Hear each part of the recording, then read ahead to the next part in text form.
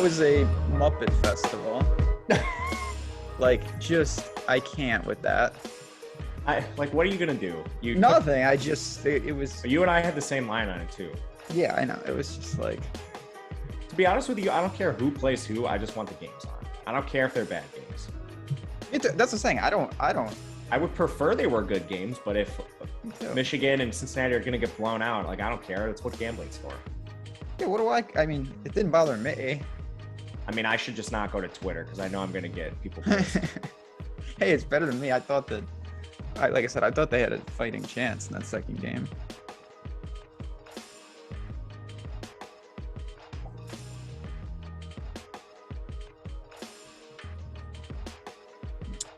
Happy New Year, everybody. It is officially the first show of 2022, at least that I'm doing, so that's what I'm going to qualify it as. We have no better thing to discuss than New Year's Day college football bowl games. It's a fantastic slate. It's one of the best, if not the best, of the college football season. So to do that, who better than the man who joins me each and every week? Matt Gajewski is here. Happy New Year. I'm sure you are excited. There were not interesting games yesterday, but we did get a taste of the playoffs. And now we are treated to a 5-pack of absolutely fantastic matchups today. I think this is my favorite day of the year for college football. I know the playoff has all of the allure, but ultimately, in our confidence pools and stuff for bowl season, that Michigan game, that Cincinnati game, those were two of the widest gaps in terms of spread on the entire slate. So even going in, it was no surprise that the games finished how they did. Maybe a little bit surprising. They played way beyond the spread. But ultimately, we have a lot of close projected games here, some really good programs that were just narrowly on the outside looking in. And we surprisingly, there's a couple opt-outs. We have some teams that are pretty intact and some high-profile players participating in these games. So I'm really excited. Absolutely, yes. Yesterday was disappointing. I was rooting for Cincinnati, and I bet Michigan. Obviously, both of those things didn't work. And then I had to read on Twitter people like you saying my poor Bearcats didn't belong, which they probably didn't. But you know what? You're dead on. Those are big time spreads. Here are the 5 games you can see on the left-hand side. The biggest spread is 4 points. So we're expecting very competitive games here. We have a lot to talk about, and no better place to start than our sponsor who has stuck with us all year, PrizePicks. If you guys, by now, I'm sure you know about them, but if not, if you're someone new to the show, let me tell you just a little about what they're doing over there. It's a different type of game format. You're really projecting over-unders. What they do, they give you guys, they list out props, and you're going to pick over-under. You're picking 2, 3, 4, or 5 of them. Say you get 5 for 5, that's 10x your money. So with college football today, obviously a ton. And if you're saying, well, the season's almost over, they've got a million different sports from NFL to NBA to NHL, everything. I'm sure they'll have college hoops as well. It's just a fantastic platform. And we have a lot of promos if you want to sign up. As you can see on the screen, our man Mike put it up. You get 1 free month of Awesemo Plus Platinum when you sign up, deposit, and play. You also get a $100 deposit bonus with the promo code Awesemo. So just an absolutely fantastic deal over there. Matt, I know you do shows with them. I wanted to bring up right there, it's on the screen already. Sean Clifford's passing yards prop has been bouncing up wildly. I looked at this morning and it was at 217. Now it's at 231. I still like the over. So feel free to throw some other ones in there, but I want to ask you specifically about Sean Clifford's prop. This is a game I quietly like the over, and the total's kind of rising a little bit here. I saw 48.5 this morning, but then I checked again, it was 50.5. So I ended up betting the over at 50.5, kind of getting a bad number there, but I still think it's too low. Both these teams play above average in terms of pace. Penn State's way above average. Penn State's also way above average in terms of pass rate. I think initially a lot of the line was from the Arkansas side, they play really sound defense, but ultimately these teams both have opt-outs in their program, and you're seeing more so on the Penn State side. So Arkansas's offense, they're going to be a run-heavy team, but I think they can score points here on it. Penn State's losing 5 premier defenders in this game. So for this prop, if Arkansas is scoring points, Clifford's already on a pass-heavy team. If they play from behind at all, I know he doesn't have Dotson, but he still has 2 premier receivers in Keontae Lambert-Smith and Parker Washington, 2 tight ends that are really good. I think Cam Sullivan-Brown can step up as the wide receiver 3. I'm fully with you on Sean Clifford passing over. I like the over in the game as a whole. Is there anyone else? Like I said, the good thing about PrizePicks, so many different types from passing yards to rushing yards. They've got some guys in the negatives, which I always think is hilarious, but possibly your boy Petrus at 7.5. to the negative. Anything else that stood out in terms of potential value from PrizePicks today? I did not see too much more than that. I haven't got a chance to take a look too much. They came out really late. Yeah, I mean, again, I think the good thing about this, you can capture some lines, you can capture some values, and you can beat those closing lines. If you jumped on something like Clifford early, you got a lot of value. And the other thing about that is just stay up to the news, because with all these guys sitting, I mean, it's an absolutely fantastic spot to take advantage of maybe some of the missing pieces, some guys that may step up. One other for me that I looked at, you kind of already mentioned this game, and it's fine with the connection with Clifford. You've got some of the pass catchers for Penn State. I don't mind the overs there. And then I wanted to ask you about last guy, Jackson Smith and Jigba for Ohio State. A lot of those guys look like they're going to be missing. Do you think he just steps in and is a pure alpha tonight against Utah, or what do you expect there? Yeah, I do think he plays that role for this team. He's already the leading receiver on the team, the most efficient. He's actually had the third most targets, but he was able to best both Garrett Wilson and Chris Olave in terms of receiving yards. And we just don't know how the receiving rotation is going to look behind him, but he's going to be the legitimate playmaker one on this team. I mean, these players still have stuff to play for. We're missing Garrett Wilson and Chris Olave, but Stroud, like, he's not eligible. Smith and Jigba is going to be playing for Ohio State next year. These guys have a lot to play for in terms of their own draft stock, and they're getting a premier matchup after they just got demolished by Michigan in their most recent performance. I do think this is the spot where they're not just going to lay down. Like, they're going to be looking at these players for the future. Oh, absolutely. I mean, we're going to talk about that game in a little bit. It's going to be fascinating. Obviously, Utah has taken some money there, but again, we're going to be referencing PrizePicks throughout the show. There it is on your screen. An absolutely fantastic deal. Let's go. We're going to go in chronological order. Benjamin Riley, Happy New Year to you, and Happy New Year to everyone in chat. I know a lot of you guys watch the show every Saturday, one of my favorites of the whole week, and it's because you guys are here in chat. If you're new, if you can hit that like button, if you want to subscribe to the channel, that'd be fantastic. We're marching towards 70,000 subs, which is very, very excited. We're going to have some cool giveaways once we do that. Let's get into it, Matt. We talked about this game a little just on the PrizePicks side. Penn State, Arkansas, it's the first game on the slate. Arkansas is a 3-point favorite, over under of 50. This is the one I think you could argue has the most opt-out news of any of the games. You mentioned Penn State's going to be without a lot of guys. So let's start there. What does Penn State look like? We've already talked about Clifford, but how do these losses affect what we could see from the Nittany Lions today? On offense, it's really just Jahan Dotson, who's vacating a lot of opportunity for this team. When you look at how Penn State's offense was broken down throughout the year, Dotson had a 33.5% target share. He was well over 1,000 yards. We're talking 11.5 targets per game. So that's a big loss, but ultimately it's still a really up-tempo spot for both teams. Penn State's extremely fast, extremely pass-heavy. Clifford's back next year, so, I mean, he's still playing for whatever NFL future he may or may not have. He's somewhat mobile, which you definitely like. And now you have Parker Washington as the wide receiver one at 5.3K. He already had 722 yards in the year. Now he should be working in that Dotson role. Keandre Lambert-Smith had 447 yards in the year. He's 3,400. He should be looking at a much larger role. And I think Cam Sullivan-Brown probably plays the wide receiver 3. He's the min price.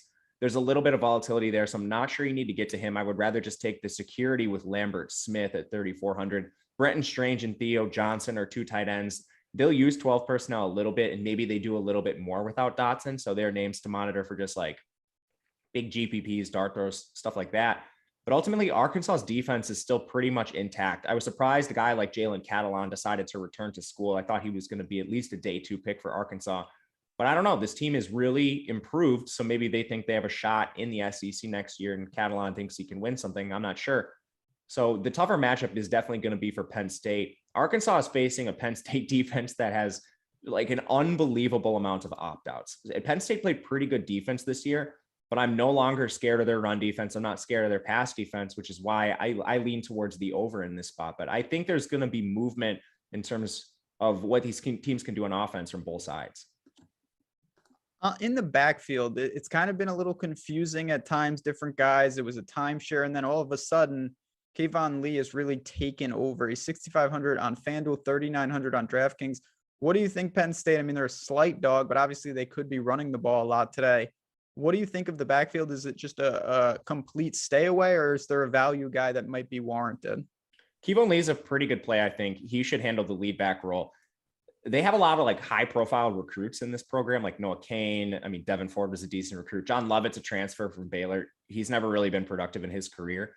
But I think they were just trying to evaluate these guys all season. And Kevon Lee was the only one that produced even some semblance of production. And I mean, he finished with just 495 rushing yards. But Kevon Lee, and why we would target a Penn State back is they're very active in the pass game. Like Kevon Lee finished with 6 targets in their final game. He's averaging 3.5 per game over the last 4, which is really when he started taking over that lead back role.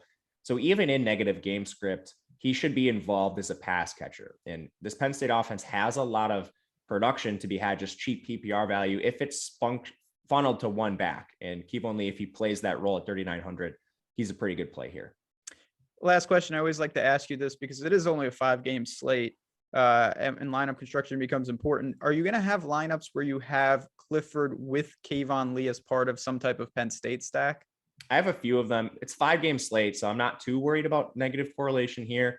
Kevon Lee's a good pass catcher, so that helps. And then he's just so cheap at 3,900. Like when backs are this cheap, you don't really need to worry about negative game script or negative correlation. Because at 3,900, like if he gets in the end zone, he pays off his salary, and Clifford could still have a good game alongside him. On the other side, we're going to talk about the Penn State opt-outs. Really for Arkansas, they're pretty much intact outside Treylon Burks, who's a big-time receiver on the outside, but KJ Jefferson will be under center. We've got a multitude of backs. Let's start with the pass catchers, though. What happens now to this team? Is there one guy? Is it a committee? And obviously the prices are pretty appealing across the board for the Arkansas pass catchers. What do we do with this? Yeah, it's a mess in the backfield, especially. You basically have Traylon Smith, Raheem Sanders, and Dominic Johnson playing in a 3-way timeshare, and there hasn't really been any delineation between the backs. They kind of ebb and flow in terms of who sees the most work. So I'm not confident in any of them, which is unfortunate because great matchup with all the opt-outs on Penn State. We're talking about like Brisker, Brooks, Brandon Smith, Mustipher, all not playing in this game. Those are premier names on the Penn State defense.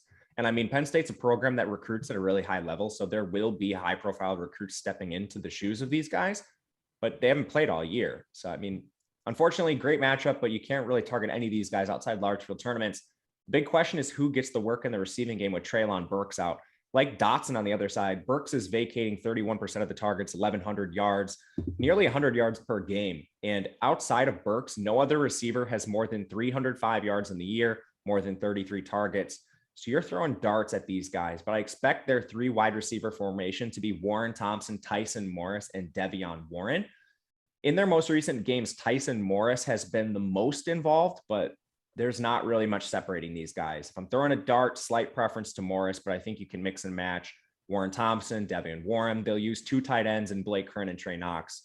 Tough to get to the tight ends, but I'm comfortable with some of the other guys if you're running Penn State stacks.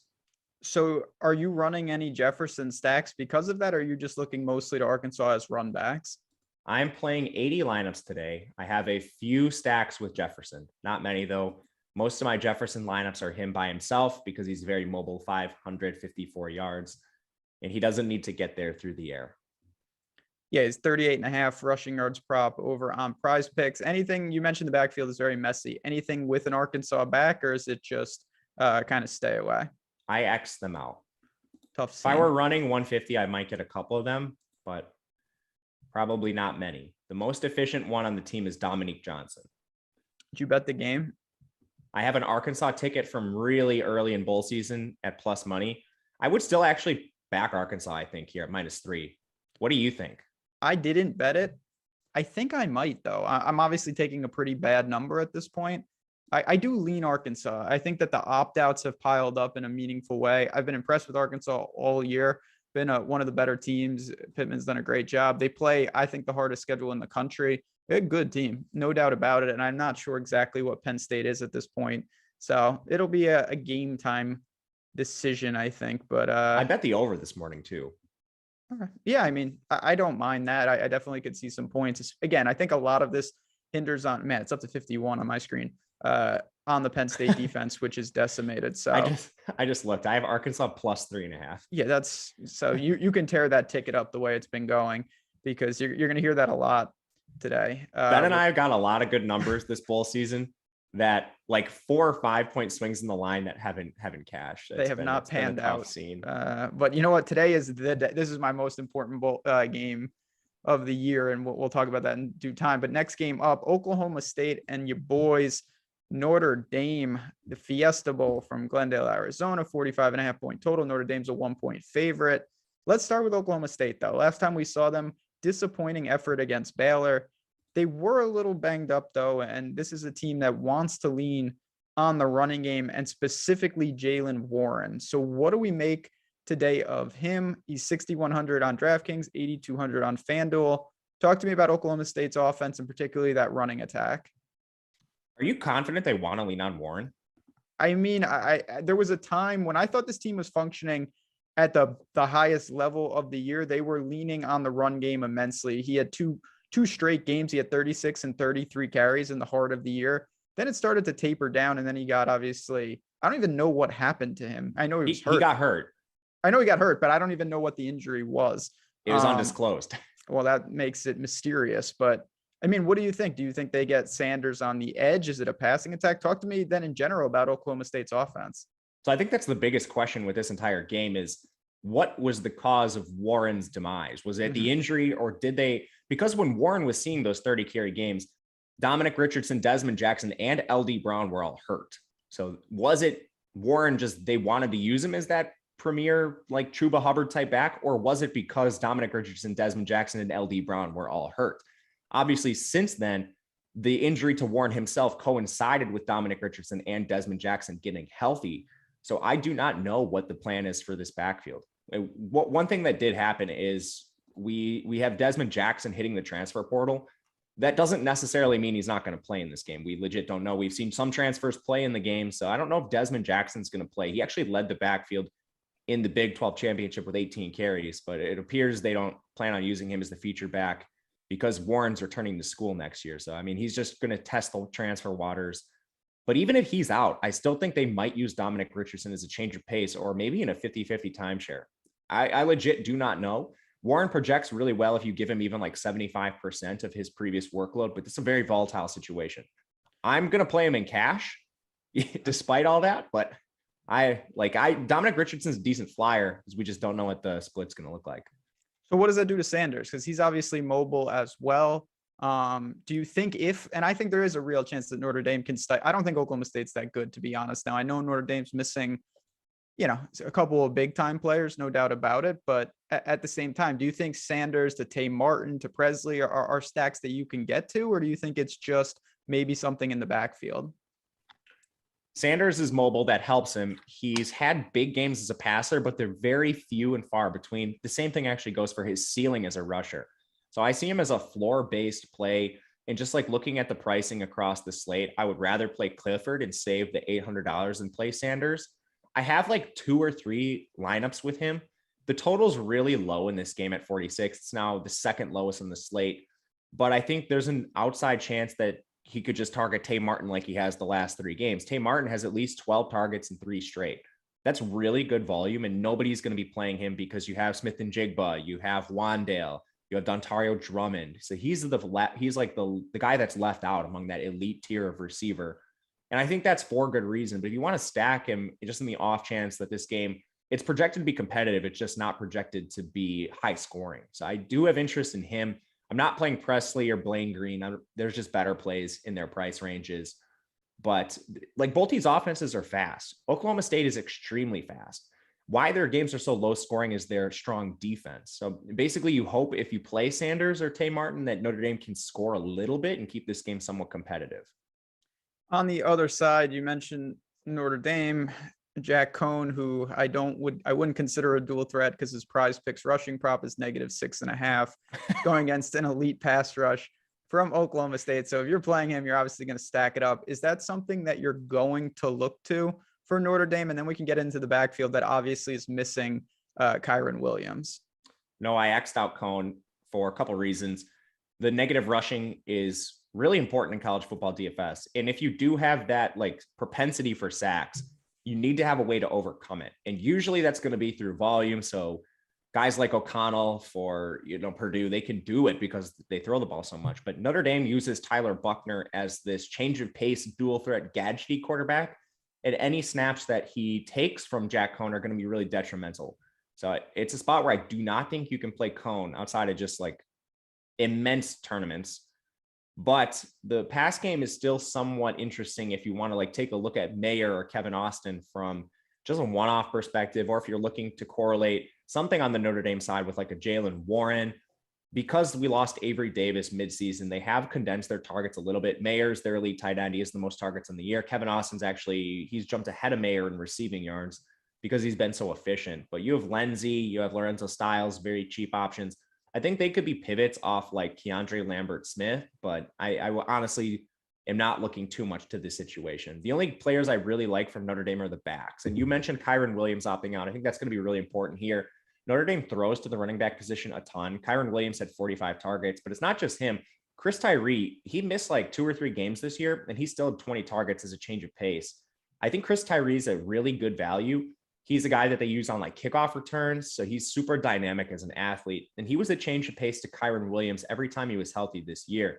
Just when he went down, they used Logan Diggs, who actually was super efficient himself. So we don't know what the split is going to look like between Tyree and Diggs. But Tyree was ahead of Diggs through the whole year on the depth chart. So he's the guy I tentatively prefer. Have a lot of Tyree. And I mean, he's 3,100. Even in a tough matchup, what does it take for him to pay off that salary? Is either of them, because of the salary, I know there's a little bit of unknown, are they flirting into cash consideration? I'm playing Tyree in cash. Okay. We did have another cash question in terms of Jalen Warren versus, and we haven't talked about Smith from Baylor, but do you have a lean there? Those are my 3 cash backs. Well, there you go. Look at that. See our chat. They know. One other question, and then we can move on to the next game. I know this is going to Penn State, but we talked about the props for Kayvon Lee a little bit. Do you like those overs, or is it more just to stay away? I do like them, but like Lovett was banged up down the stretch this year. Every time we've thought Penn State is moving towards a lead back, they revert back to the timeshare. So the risk makes me want to stay away, but I do agree, just raw projections have it towards the over. Did you bet this game? I know you're a Notre Dame guy. I did not. I really regret it. I had so did you. We talked about it on Betting You way back when we initially started breaking down the bowl games.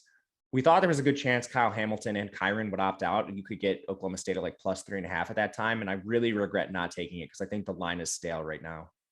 I have a small ticket on Notre Dame at 2.5. I don't feel great about it. It's kind of a life hedge because I personally don't really like the team. So, but I think that Notre Dame can still. I don't think Oklahoma State's offense is that good. I think this could be a really low scoring game. I know the total is pedestrian at 45.5, but I think there's a lot of ways both teams offensively are not that dynamic.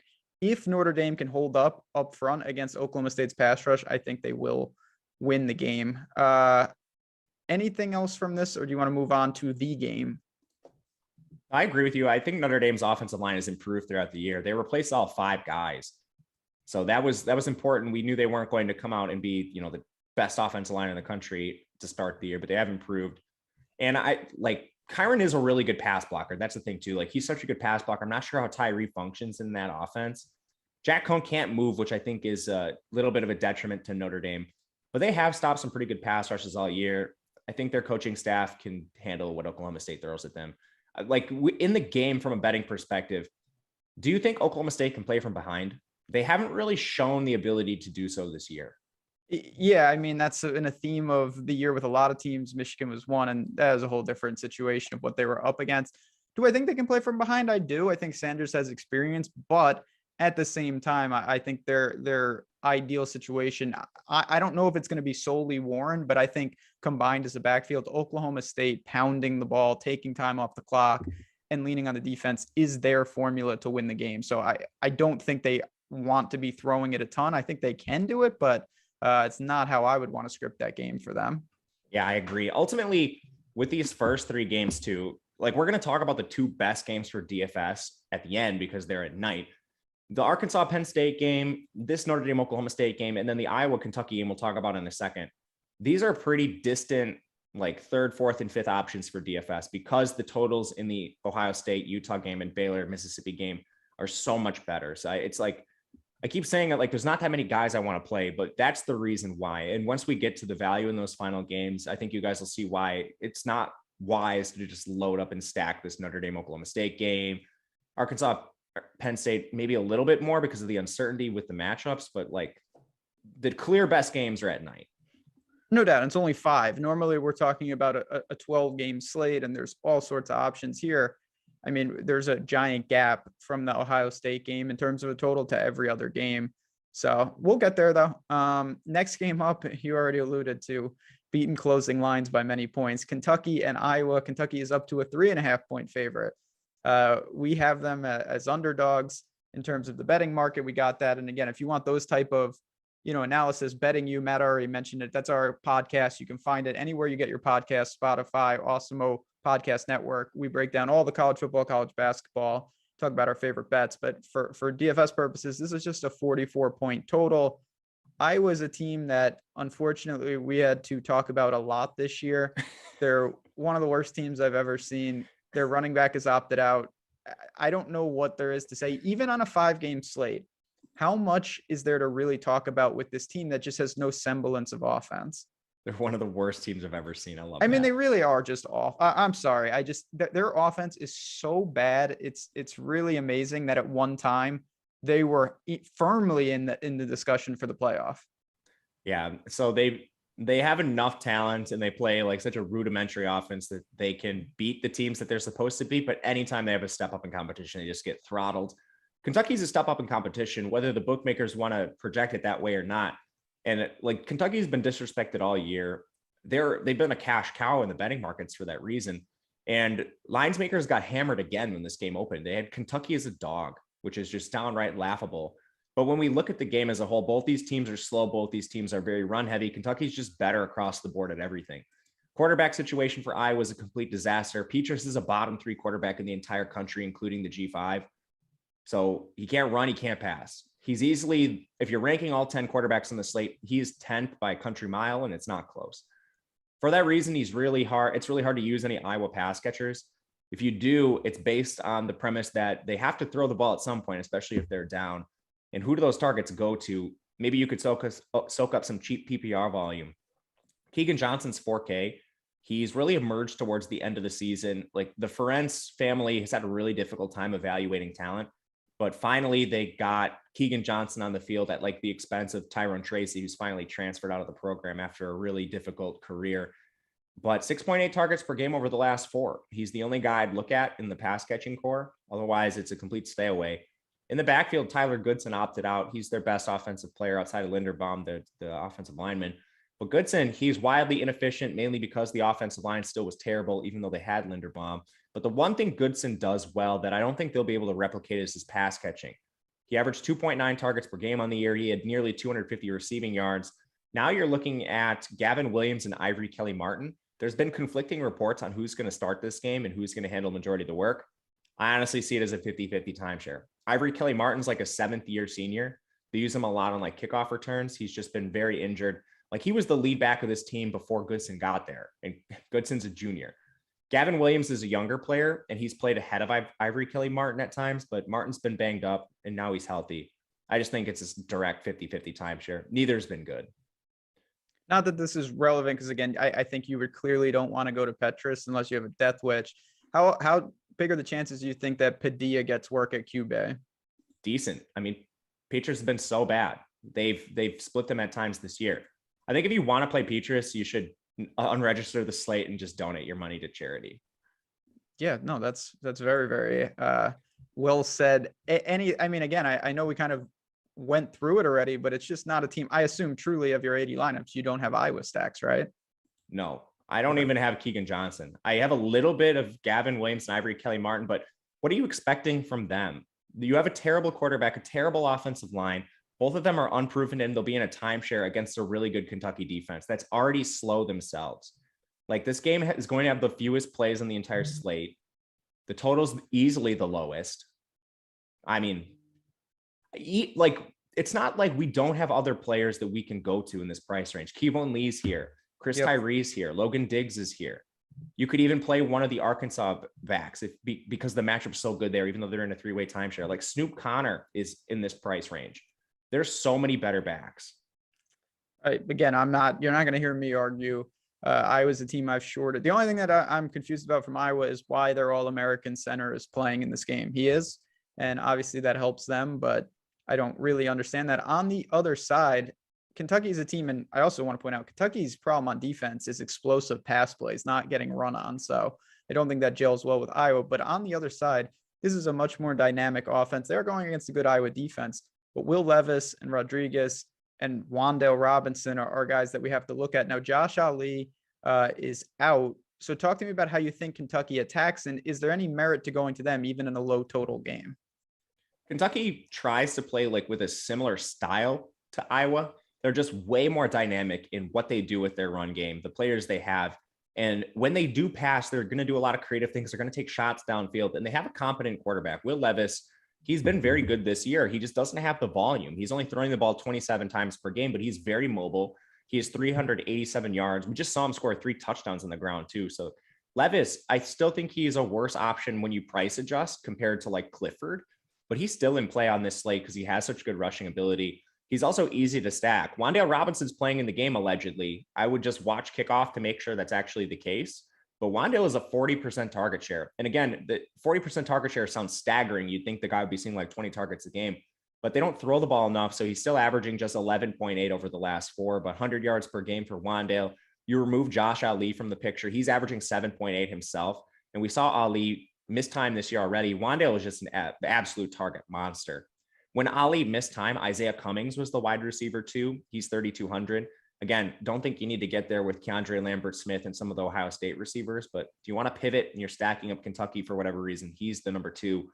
From there, Riggs, the tight end, you have some sort of combination of like a DeMarcus Harris or an Isaiah Epps as the wide receiver 3. With Cummings at 3,200, I just don't see the need to get all crazy with that volatility. I would rather just play Wandale or Cummings and move on. Yeah, I mean, Wandale playing in this game, it seems like he is. That's a huge boost to Kentucky for sure. One of the most dynamic players in an obviously very stacked conference. I like Kentucky. Again, I don't think that they're not in a good game environment. I think that's pretty clear, but they're in a different level to Iowa, no doubt about it. Just looking at PrizePicks for a second, we got Chris Rodriguez at 99.5 rushing yards, Levis at 35.5. Petrus at -7.5, just to show you what he's doing. But like, do you think it's a volume thing for a guy like Rodriguez, or do you think that he can really run effectively to cross the century mark? So Iowa has a good run defense on paper, but they play in the Big Ten West.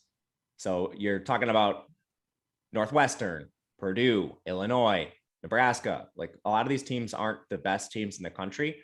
But when they play good running teams, they got steamrolled. Like Wisconsin absolutely demolished this team on the ground, completely dismantled this so-called good run defense. Kentucky is a great offensive line. They have a very capable back in Chris Rodriguez, who's averaging 18 touches per game. And he's been wildly efficient in the SEC. The guy's averaging 106 rushing yards per game on just 18 touches. And those touches include targets where he actually is decently targeted out of the backfield too.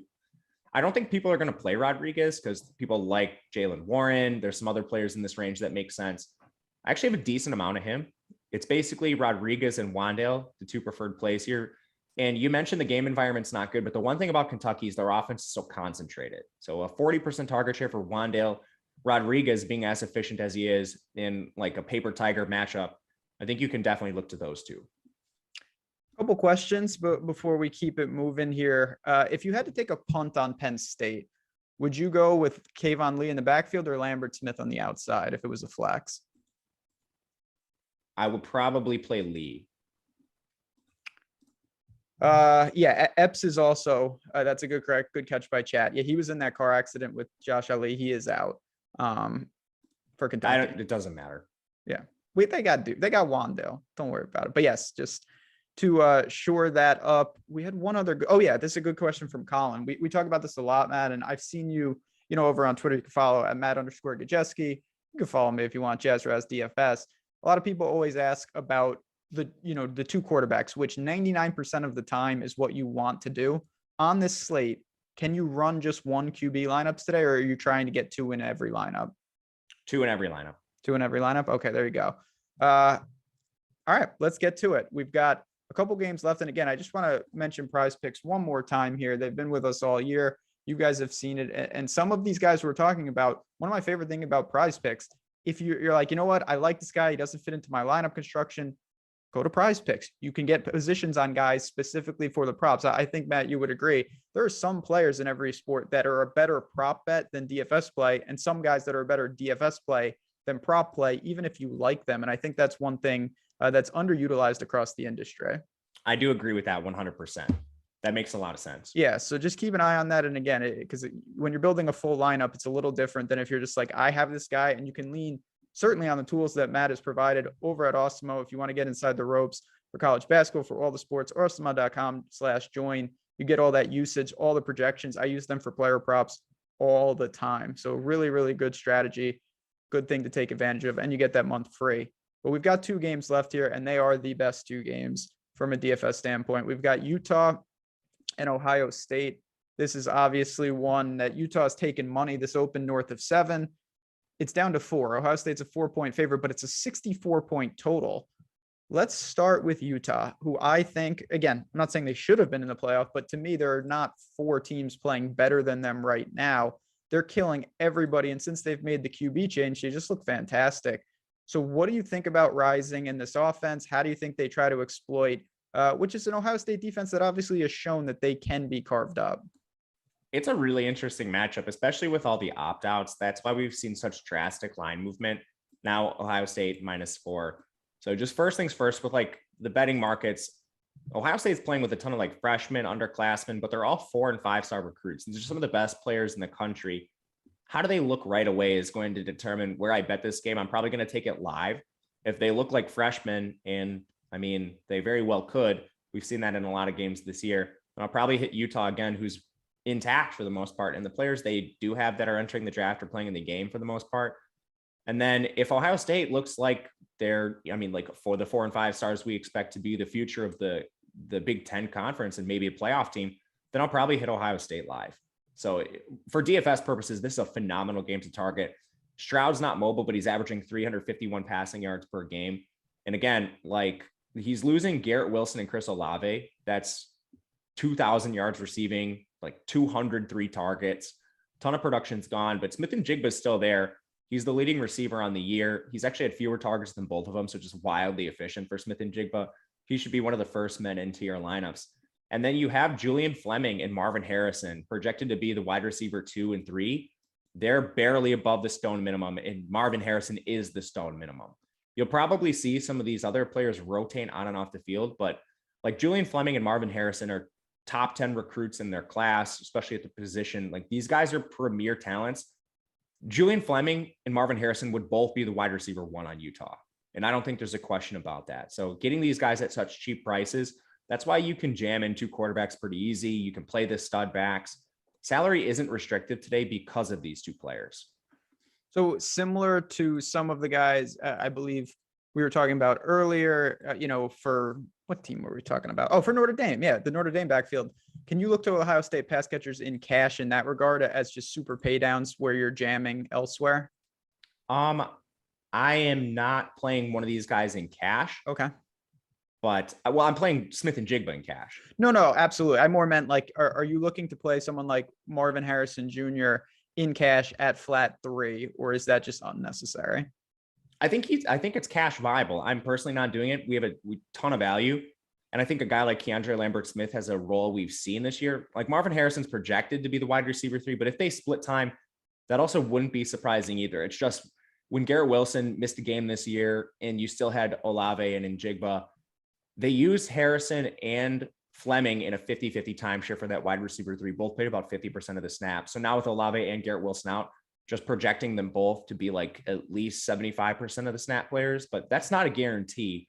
With Keandre Lambert-Smith, we know he's on the field every single play, and that's a pretty decent game environment too, but it depends how your construction works out. I think Harrison's fine in cash. He's definitely in play on like FanDuel as well, where he's like barely above 5K.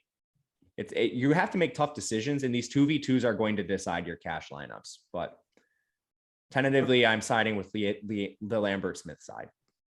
A couple other pass catchers for Ohio State that I want to ask you about. What about Rucker? He's usually you play him instead of like one of the elite pass catchers because he's so cheap, but now the elite pass catchers are also cheap. So you could play him like he needs to score 2 or 3 touchdowns. He's not going to get any targets, but if he falls in the end zone, that's how he gets there. Overall, though, he's way worse in terms of price adjusted compared to Fleming and Harrison. Do you think, and then the last question in chat had mentioned Emeka Egbuka. I hope I didn't butcher his name. He's another guy, obviously same price point. Do you think he is not going to see the same target share or snaps to the other guys, or do you think that it's possible that he emerges as someone to fill the void? You could very well see him. He'll be on the field, I think. I'm just not sure how much. Again, they used both Fleming and Harrison above him, but this is really the first year ever we've seen, I mean, in a long time at least, that we've seen Ohio State condense their 3 receiver sets to 3 specific guys. Even guys like Michael Thomas, and back in the past, the previous Ohio States used wild rotations, and this is the first year they haven't really done that. So with there being no clarity, perhaps they return to that. I'm not really sure.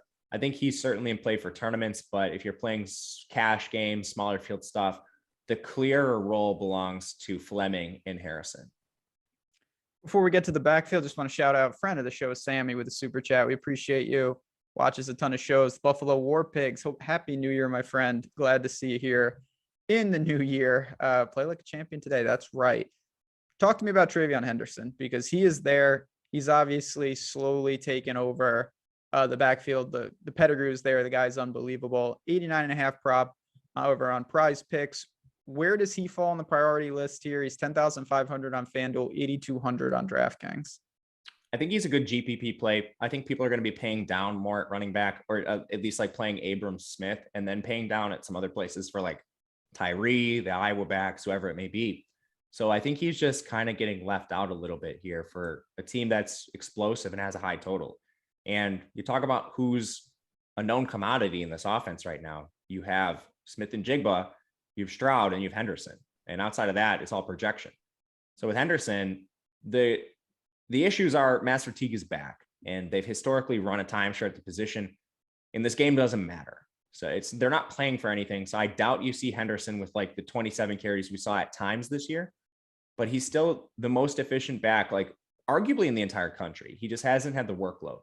But now with Master Teague healthy, Mine Williams and Teague should siphon off a few carries here. So he just doesn't quite project as well as some of the other backs from a price adjustment perspective, but he still has a strong workload, high efficiency, good pass catching role. I like him in tournaments. You're never going to be with comments like that. Your Rose Bowl parade being the grand leader of that has gone out the window with the game not mattering. What do you mean? It doesn't matter. Yeah, I mean, I'm more with you than not. I like to ask about lineup construction. It's a lot of salary. Do you have like Ohio State onslaughts where you capture Stroud, the cheap receivers, and Travion? Yes. Not many, but yes. And then we had a question, and again, we haven't got to all these games, but I do want to ask you, can you pay up for Corral and Stroud in cash and build like that? Just take the 2 stud quarterbacks and fill in with value? Yeah, you certainly could. I think you are giving up a little bit, not playing like Smith and Jigba and stuff at receiver. You can probably play one elite receiver if you do that, but you can't play like Drummond with him. You probably can't play Wandale. I think you're probably sacrificing maybe an Abram Smith if you do that, but you definitely can. I have tons of tournament lineups like that. On the other side, again, Utah started off really slow this year. They made the change. Charlie Brewer was not the answer. Rising certainly is. And now this team, the Pac-12 just might be awful. That's definitely viable because they just dismantled. But if you want to play the transitive property, Oregon went into the shoe. That was early in the year, and they did beat Ohio State. So maybe there's something to that. But talk to me about Rising. It's kind of in no man's land. 9,000 on FanDuel, 6,700 on DraftKings. See a middle of the pack QB play, a priority, a fade? What do you do with him? I think Rising's a pretty decent play here. This will be, if it plays to the spread, this will be one of the more competitive games he's seen all year.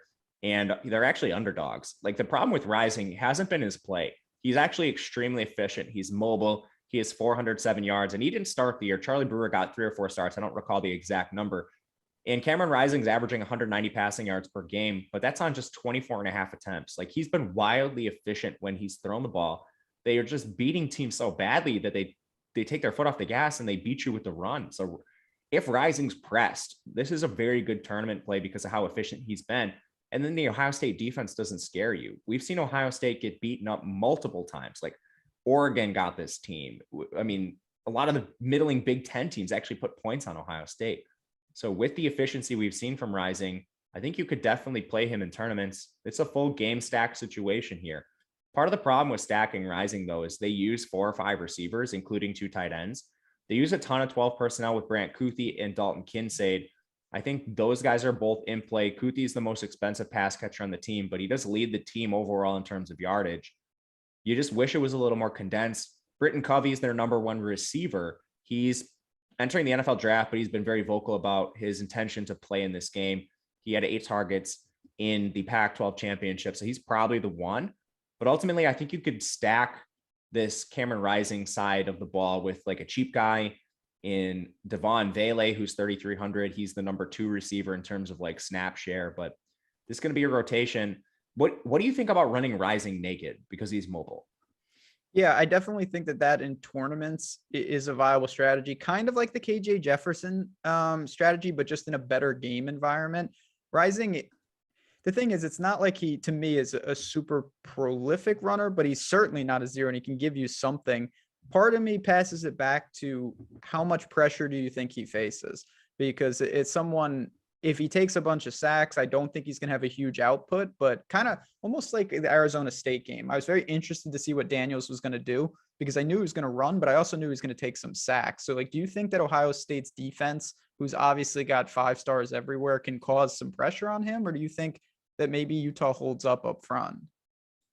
I mean, like Utah handled some pretty good pass rushers. They did.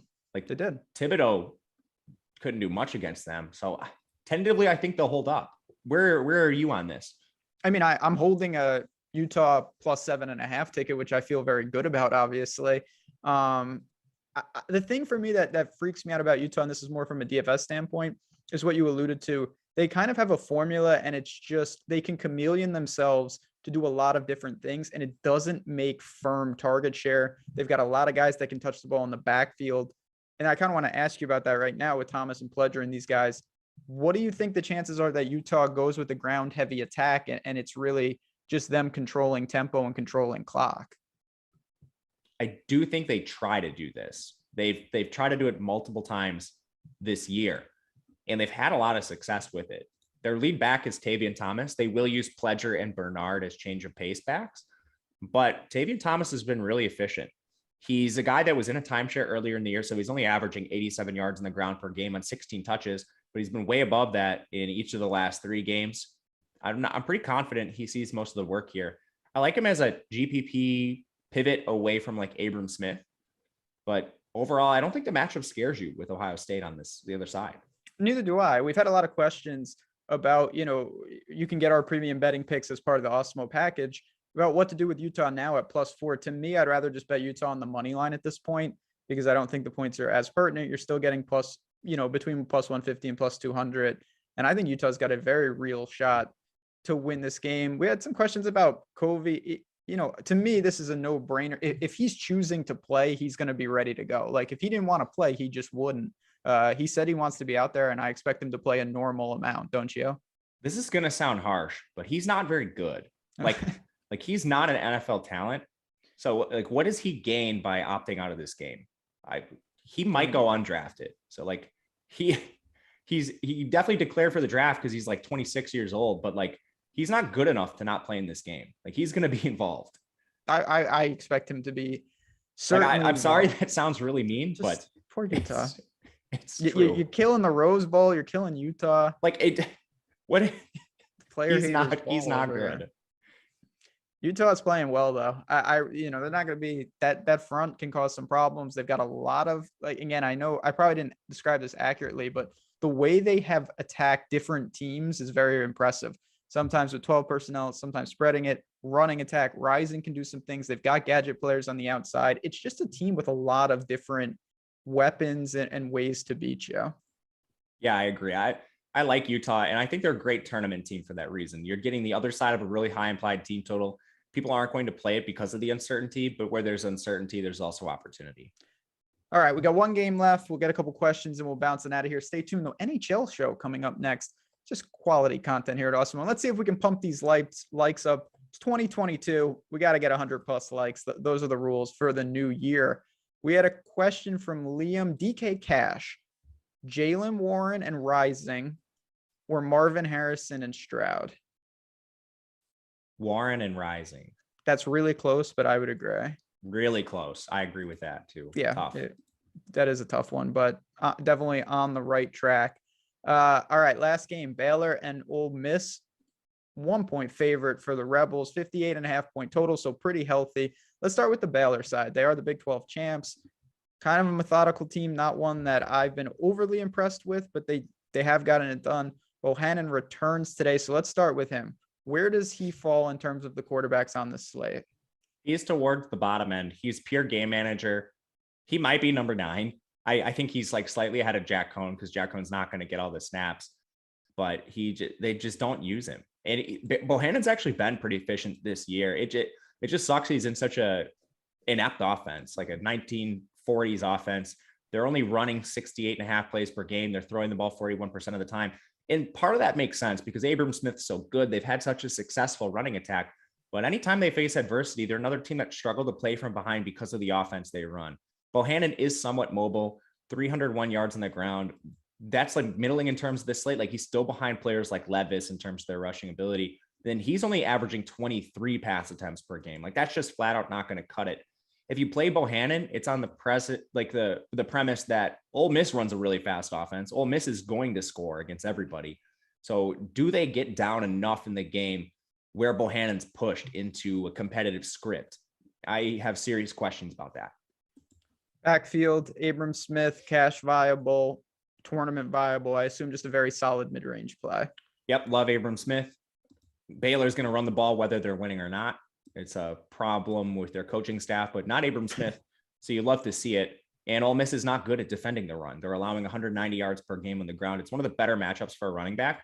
Abram Smith has worked well ahead of Ebner in recent weeks, and Abram Smith has like upside for 30 carries if the game's competitive. So I think regardless of the spread of the game, Abram Smith's a good play. Where does Thornton fall, though? He's just sub 6K. He's in the Parker Washington Mayer range. Is he someone you can use as a one-off without Bohannon, or is he suffering the same fate as the Baylor passing attack?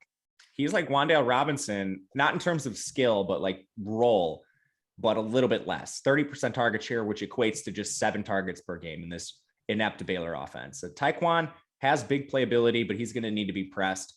There's just better price adjusted plays, but if you're stacking for upside, I have a little bit of Taekwon Thornton. He's exclusively in lineups that are Ole Miss stacks, and he's the run back.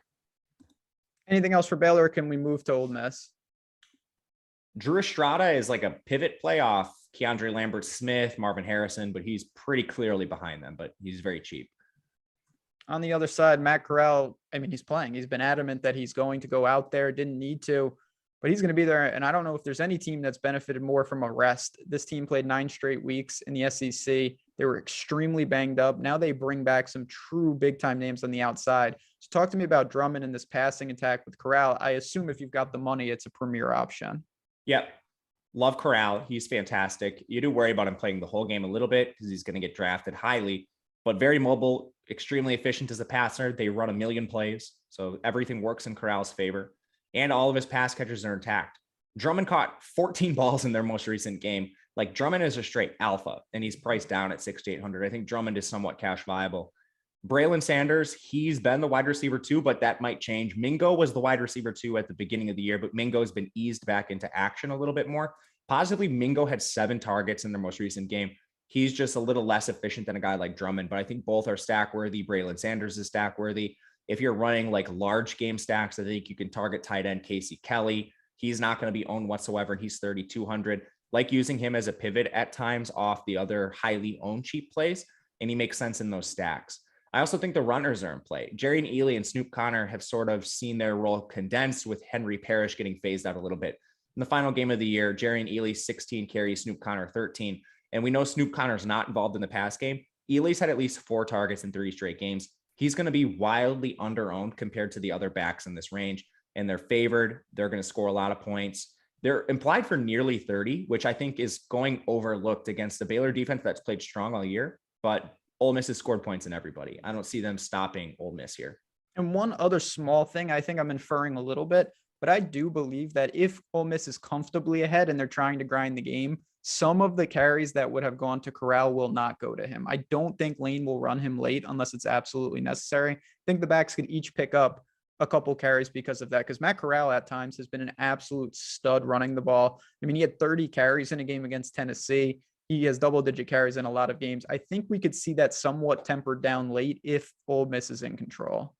I agree with you 100%. And then you have they're already a run-heavy team. They're only throwing the ball 43% of the time. Corral just has really good volume because they run so many raw plays. And then you reduce the timeshare to 2 players instead of 3. I think it's a spot where you can get to these backs in a sneaky way. And I think if they're playing from ahead, Snoop Connor at 4,500, like he's a pretty strong play there too. Decent pivot off some of the other cheap backs if you have enough salary to get up to him. No doubt about it. All right, here we go. Any final bets here? To me, Kentucky, obviously, we're holding tickets at really good numbers. Ole Miss is my second favorite bet on the card. I think they're going to win pretty comfortably tonight with Corral in there. They're getting healthier. Not a big believer in Baylor. Did you bet this game? Where are you at on it? Bet Ole Miss, still comfortable with the number. Thought it would move. It has not. Ole Miss is the healthier team. Like that quite a bit. For other bets, you and I have a good position on Kentucky. I bet Arkansas really early on. Don't love the line now, but I still think I would take it. Took the over in that game. And then sitting with a Utah plus 7.5, obviously from really early on. But I'm going to bet that game live, depending on how Ohio State looks. Who would you pair with Corral on FanDuel? Is there anyone specific price adjusted over there that stands out? Drummond. He's really good. Ely or Abram? Have Ely want Abram, but can't get with my other player. I'm very comfortable with Ely. I think that he's in a nice spot. I think Ely is a great play. Tournament play. In cash, it's Abram, but tournaments like the pivot. No, I'm with you. DK Cash, do you think you have to have Wandell in there, or if you have a lineup without him, it can be worked? You do not need Wandale. There's other options. Like he should have similar volume to Smith and Jigba and Drummond. Do you have a feel on the over under in the Iowa versus Kentucky game? For me, I lean under, but I haven't betted. So obviously I'm not too confident. No, I'm not confident either. Iowa's so bad that it's just like, I have no confidence in anything they do. If Kentucky doesn't win this game, I'm going to be quite distraught. And I do just want to say, obviously, we are going to have coverage for the national championship. Me and Matt are going to be doing Betting U Pod. We will have some content, VODs, player props, bets, everything that you guys want and need. Is Kayvon Lee a good GPP play? Yeah, I think so. I agree. I like Kayvon Lee a lot.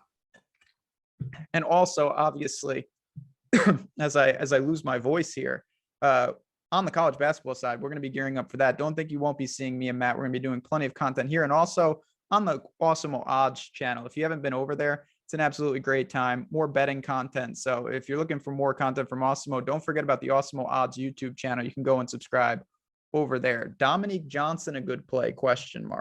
For tournaments. Risky because of the potential for a timeshare, but I still think you could play him. Yeah, I mean, that's a different type of play because there's so many guys at like the Stoneman. So I think you're being a little different there as well. I like him a lot more on Showdown. I'll tell you that much. You and the Showdowns, they overlay too, don't they? I'm hitting it hard right now. Parker Washington for cash. He's viable in cash. Happy New Year to you guys as well. We appreciate you guys tuning in. I can speak for Matt on this. This show, we love it. I'm glad you think we put in all the work because we both love college football a ton. It's very easy to do that prep work to give you guys what hopefully is good information because it's just such a great sport. Lee or Fleming? Kevon Lee or Julian Fleming? Yeah. Lee tentatively, but in tournaments, I actually like Fleming more. Ooh, this is interesting. Corral, Drummond, and Mingo brought back with Abram Smith. Do you like that as like a big time stack that allocates a lot of salary to that game? Yeah, for sure. It's an awesome stack. Yeah, very effective. Jefferson and Stroud for cash? ?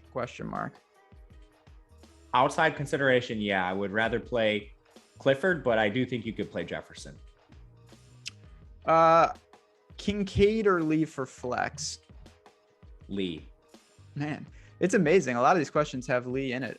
Mingo or Lambert Smith? Does that work price wise? Those two are drastically different prices. Yeah, I thought so. Marvin Harrison or Lambert Smith already have Parker. Marvin Harrison, excuse me. Yeah, Marvin Harrison. If you're obviously using Clifford and you want to go with the Penn State stack, I think that's viable, but I would also go with Marvin Harrison. All right. I think we have done it. Obviously, we need one more like. I know we're going to get that before we bounce on out of here. But for me, for Matt, for Mike behind the glass, and for PrizePicks, just been an absolutely fantastic 21 and now to start of 2022. And it's because of you guys. So good luck today. Enjoy these games. Again, you can follow us across the Awesemo network and on Twitter at Matt_Gajewski, at JazzRazDFS. Enjoy the games today. Hope everyone has a safe and happy holiday. Enjoy it. And we will talk to you guys soon. Stay tuned for NHL coming up next.